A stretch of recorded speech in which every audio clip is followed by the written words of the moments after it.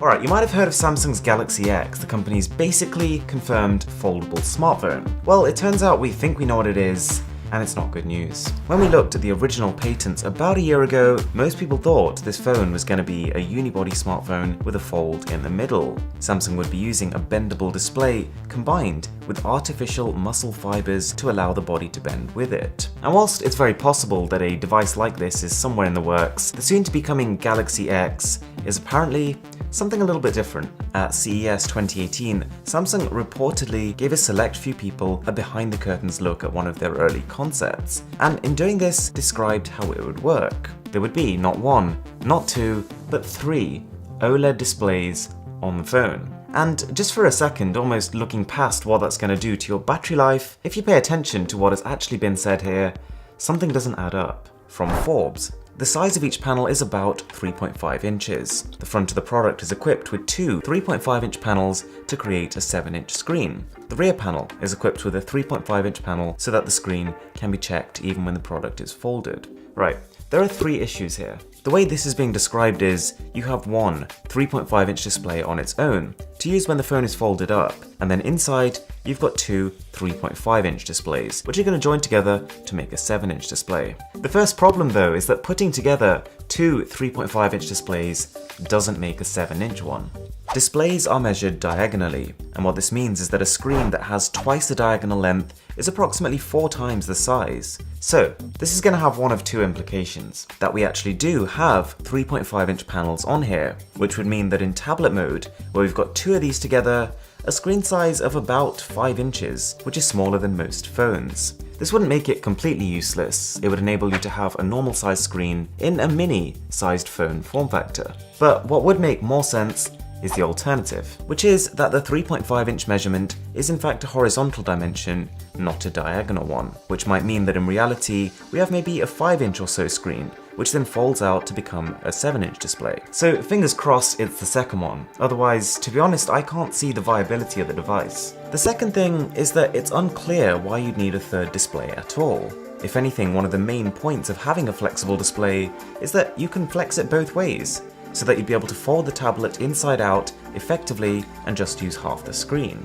It would save a huge amount of cost, not to mention thickness, saving you putting an extra OLED panel in every single unit. Yet, this leak implies that that's not a possibility, that the display can only fold inwards and not outwards. The third, and again, slightly disappointing aspect to this leak is the fact that we need multiple displays at all. The way the phone was originally predicted to be, there would be one seamless screen. The fact that we are now talking about two separate displays joining together brings up terrifying images of the ZTE Axon M. And whilst it's likely there would be less of a dividing bezel on this phone, any even slight divide or non-continuity might still be enough to detract from immersion.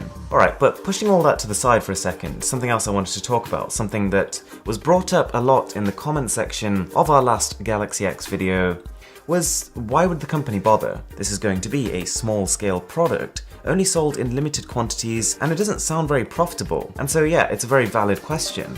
Why would Samsung bother developing a product that they're not going to be directly profiting from? But the thing is, this is kind of how the tech industry works. When companies are designing a first-generation product like this, they would probably expect to make a loss, but there are still two reasons why they might want to do it. Brand image. As it turns out, both Huawei and Apple both have patents that somewhat overlap in this realm of foldable devices. And so being the first to something like this is obviously huge in terms of public perception of you being an innovative company that is at the top of their game. This is the way that news and media works now, and inevitably, those that come later on will be considered as having copied whoever came first. And I guess the other thing which is really important for Samsung right now is to gather data, to test the waters. Because when Samsung does come round to releasing a mass-produced flexible device, they want to make sure it is as people would want it. So in a way, you could see this as a trial run, because data and surveys are one thing, but when you actually ask people to lay down their hard-earned cash on a product, they often tend to respond differently.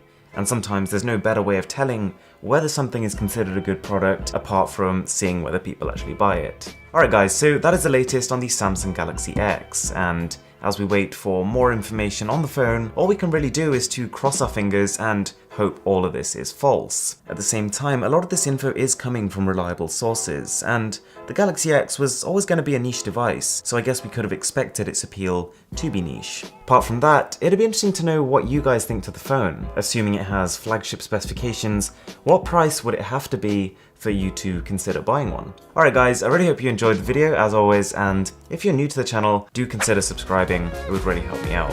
With that being said, my name is Aaron, this is Mr. Who's the Boss, and I'll catch you guys next time.